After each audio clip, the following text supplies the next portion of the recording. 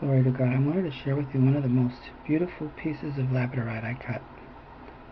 This was a big rock, and I was about to just like crumble it up and use it for, filler. And I thought, there was a wonderful, it was like this, all rustic, just like that, the whole thing. But there was a beautiful chatoyancy coming from the sides. So I thought, well, let me just give it a try. Let me cut this Labradorite chunk and see if I can see anything inside.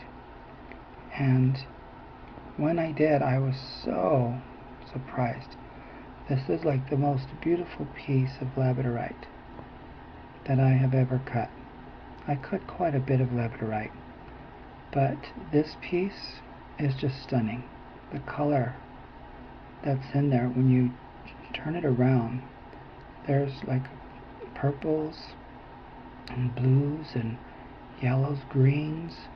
I have one piece that has red, but that's very rare. I haven't ever seen it. And these are other pieces of Labradorite. I believe they were two big slabs, and when I cut them, I was really surprised at what great quality they are. Now, most people want Labradorite, who buy and sell Labradorite, they want it to be pieces that are solid and completely chatoyant. Like I have this one here that I cut as well. So sorry. I have this one here that I cut as well. And this one just is so vibrant. It just illuminates all one color. See that? And that's what most people want in Labradorite. They don't want it. See that? Is that amazing or what? This also was just a slab that was not promising at all. And then when I cut it, I paid a good price for it, but that never means anything, A lot of people say this, that, and the other. You see little specks of blue up there on the top, on the flat side up here? But most people, when they buy Labradorite, they want it to shine like that. They don't necessarily want different colors. They just want the illumination to show the veins. And that's gorgeous. But for me, I prefer color. And I've always been really big on color. And I think that was one of the points that sold my pieces when I was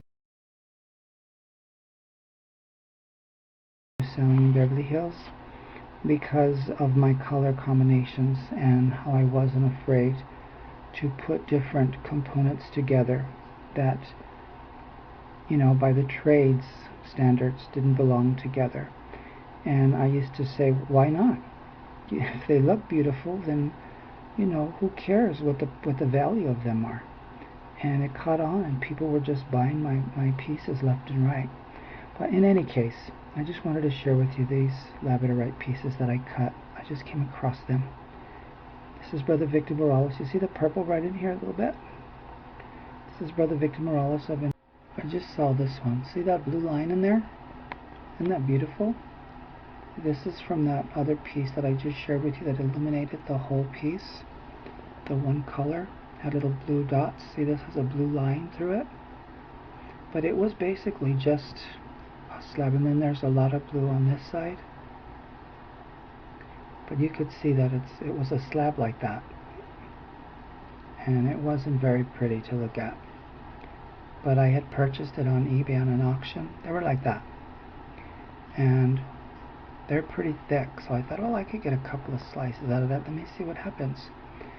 And I was so glad that I did, because I was ready to just crumble them up and use them as filler for backings of other stones. But in any case, I just wanted to share this one with you as well, as I saw the blue line through it. Isn't that beautiful? Labradorite rough. That's how I buy my stones, and then I make them into cabochons and feature them in either clay pieces or metal pieces or resin pieces. This is Brother Victor Morales. God bless you.